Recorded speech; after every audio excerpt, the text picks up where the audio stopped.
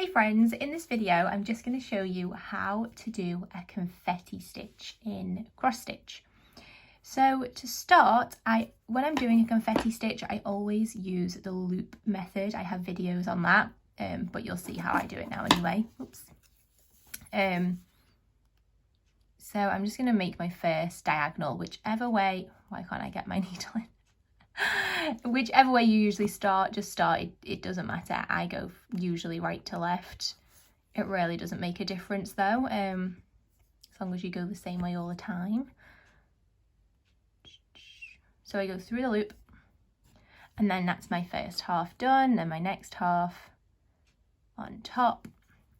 And then usually the problem with confetti stitches is that the stitches are like all the way over here, so to tie off you'll get that trail at the back of your stitching, and nobody likes a trail.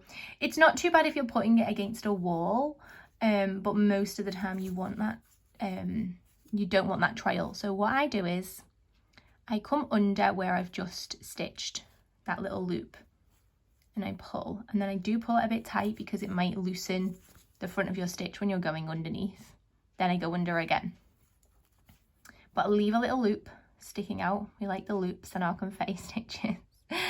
And then we just go through the loop and through the loop again and pull. You can go through just once if you prefer as well, especially if you want a bit of a smaller knot, because depending on how you're backing it, because this is quite a chunky knot when you go through that loop twice.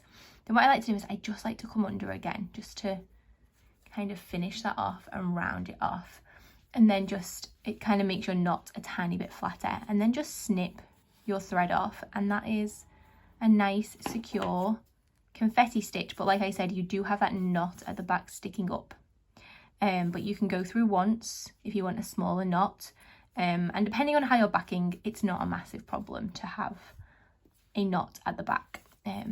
So yeah, I hope that helps you, and I'll speak to you soon.